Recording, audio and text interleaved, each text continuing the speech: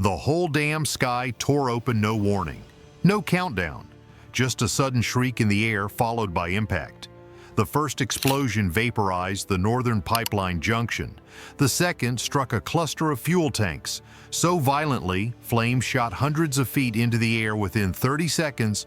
12 more explosions followed, each one more precise than the last. It wasn't chaos. It was a sequence. A choreography like someone had planned every fireball to the second, and they had. Because this wasn't random. This wasn't a drone strike. Gone off course, this was Package Delta, a coordinated multi-phase U.S. strike that hit Ras Isa like a hammer, flattening fuel depots, logistics centers, underground tunnels, and a suspected command node buried beneath a storage facility. By the time the last ordnance hit the once bustling terminal, looked like a cratered wasteland, and the Houthis scrambling silent, stunned, because for years Ras Isa had been off limits, untouched, even during the heaviest years of Saudi airstrikes. The port had been spared, seen as infrastructure. Not a military target, but not anymore. The U.S. didn't just cross that line, it erased it. And the question isn't why they did it. The real question is, what message were they sending? Because the last time a nation struck an oil terminal this critical, it rewrote the rules of engagement in the entire region. And this wasn't just an airstrike, it was a warning delivered in fire Ras Isa. It wasn't just a port. It was a bank vault, a gas station, and a war fund encased in steel for the Houthi movement. The Ras Isa oil terminal on Yemen's Red Sea coast wasn't just infrastructure, it was survival. Millions of barrels of crude had moved through it, some refined locally, others trucked inland to power armored convoys or sold illicitly to fund drones and missile systems. For years, the U.S. and its allies watched it from orbit. They tracked fuel shipments, odd vehicle movements, and nighttime activity spikes. But no action was taken. Why? Because striking a fuel terminal, especially near civilians, is a geopolitical minefield. One wrong hit risked international backlash, oil market disruption, and accusations of war crimes. That's exactly why the Houthis thought it was untouchable, until it wasn't. What changed? One word. Escalation. In the weeks before April 17th, Houthi forces ramped up their aggression. Commercial tankers were harassed. U.S. Navy destroyers were radar-locked. MQ-9 Reaper drones were shot down. A missile nearly struck a U.S. F-16. They weren't just resisting, they were provoking. And when they dared the U.S. to respond, the U.S. did. Behind the scenes, ISR platforms, Triton drones, satellites, SIGINT intercepts were quietly assembling the picture. Ras Isa wasn't just a refueling site, it was a key node in the Houthi war network. It routed comms, hosted field officers, and parked mobile command units. It had become a command and control relay. When intelligence confirmed a weapons shipment was being staged at Ras Isa for regional delivery, the decision was made. This wasn't just a viable target, it was a high-value one. At 1:03 local time, the order came through. Package Delta. Execute. To most, meaningless words. To the crews aboard the USS Truman and the destroyers circling off Yemen, it was a trigger. Cold, calculated, and immediate. Package Delta isn't a warning shot. It's the blueprint for what happens when a facility is no longer seen as strategic, but as a threat. And threats don't get spared. Within minutes, the operation was underway. On the Truman's flight deck, yellow-shirted crews guided 4 FA-18 Super Hornets into position. Each was armed with GBU-38J dams, precision bombs for hardened targets, and AGM-88 HARMs, anti-radiation missiles designed to eliminate enemy radar. This wasn't a flex. This was a surgical removal. Meanwhile, 2 EA-18G Growlers were already airborne. Their mission: electronic warfare, jam radar, confuse defenses, blanket the sky with digital static, deception at jet speed. Overhead, a Navy MQ-4C Triton drone kept watch at 55,000 feet, scanning heat patterns, electronic pulses, and comms chatter. The fire control teams below had a perfect live map. At 1:17, the assault began. The Growlers entered first, high and fast, jamming wide frequency bands and degrading early warning systems. Then came the Hornets, low and fast over the Red Sea at 500 knots. Targets had been confirmed hours before. Target Alpha, a cluster of fuel tanks north of the pipeline yard, believed to house mobile generator fuel, possibly even rocket propellant. The J dam struck with terrifying precision. Fire erupted. Tanks detonated. A chain reaction swept through the northern yard. Triton's thermal sensors lit up as secondary blasts followed, indicating ammunition or worse, but the U.S. strike wasn't over. At sea, an Arleigh Burke-class destroyer opened its VLS, vertical launch system, firing 2 Tomahawk cruise missiles. Their targets: a suspected tunnel entrance used for weapon smuggling and a relay antenna transmitting encrypted signals. Both were vaporized. From the first launch to final detonation, 6 minutes. Not a firefight, a choreographed takedown. The results were immediate and devastating. 17 confirmed impacts, 0 collateral damage outside the kill zone, all key targets destroyed. No civilian casualties reported, but the real impact wasn't physical, it was psychological. Houthi radio traffic collapsed. Transmissions went silent mid-sentence. GPS networks failed. Radar stations shut down or went dark, too scared to transmit and expose their position.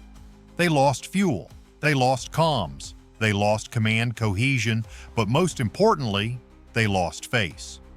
For years, Ras Isa had been a symbol, a protected jewel. Now it was ashes. And still, the MQ-4C Triton circled above, waiting. The smoke hadn't even cleared when panic set in. Within an hour, Houthi communications lit up, then died. Encrypted channels spiked, then went dead. Backup systems failed. Thermal imaging showed fighters abandoning the port on foot. No trucks, no gear, just running. This wasn't a tactical withdrawal, it was a rout. And for a group known for its endurance, that silence spoke volumes. Publicly, though, the narrative twisted. Within 3 hours, Houthi Telegram channels posted a low-quality video of what they claimed was a downed U.S. drone. No location, no timestamp, just flames and debris, footage likely recycled from a previous incident. It was a smokescreen, a distraction for their followers. They wanted to show defiance, but satellite imagery told a different story. Whole sectors of Ras Isa were blackened. Tanks melted like wax. Comms towers snapped at the base. Pickup trucks were found with their doors flung open, engines still warm. The clearest sign of defeat? No retaliation, no missile launches, no radar emissions, no response. They were stunned, knocked out of the loop. And it wasn't just an airstrike. This was multi-domain disruption, a synchronized assault designed not just to destroy, but to disorient. It wasn't about occupying ground, it was about seizing momentum. Control the tempo, and you control the fight. With a single lightning-fast operation, the U.S. flipped the narrative. The Houthis weren't dictating the pace anymore. They were on the defensive, not wondering if another strike was coming, but how much was left to lose. To the Houthis, Ras Isa was supposed to be off-limits. Even at the height of the Saudi offensive, the oil terminal was left untouched, an unofficial no-strike zone. Why? Because it wasn't just fuel, it was symbolism. Hitting it meant crossing a line that carried geopolitical risks, public backlash, and economic tremors. But on April 17th, the U.S. crossed that line and didn't hesitate. That single move rewrote the rules. This wasn't just a tactical strike, it was a strategic shift. For months, U.S. policy had been focused on deterrence, avoiding escalation while maintaining freedom of navigation. Navy destroyers escorted tankers. Carrier groups stood by in watchful defense, and every Houthi provocation, be it missile launches, drone swarms, or radar locks, was met with calculated, restrained precision. But Ras Isa changed the equation.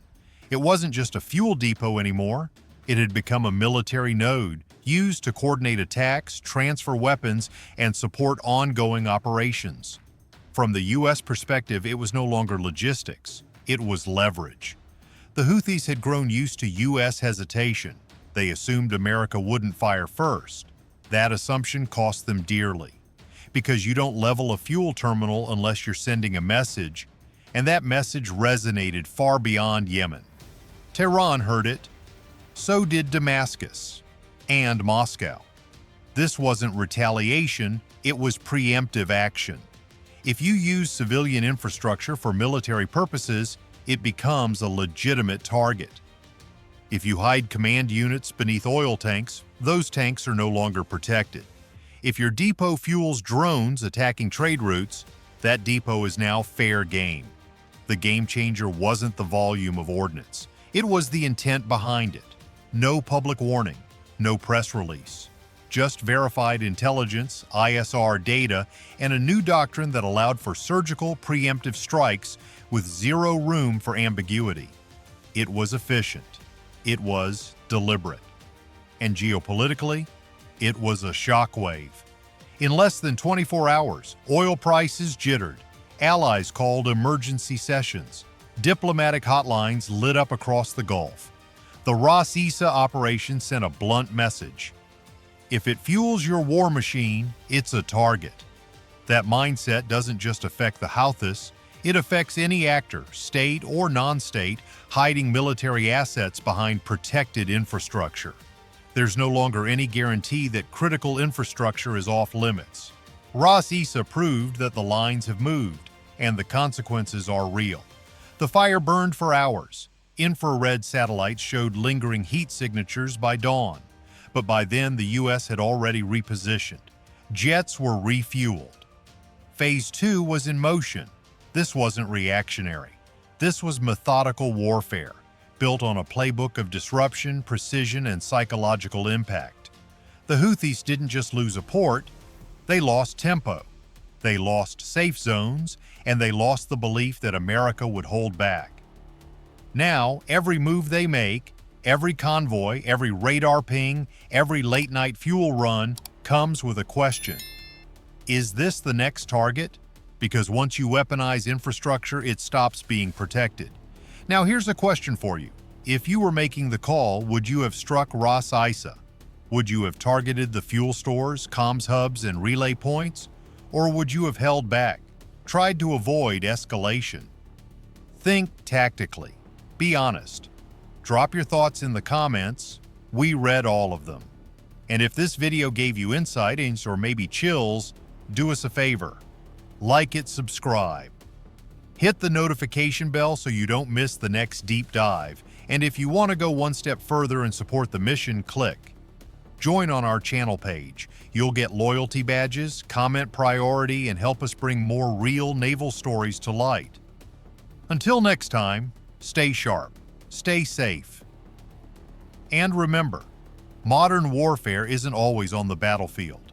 Sometimes it's right in front of us, hiding in plain sight. Thanks for watching.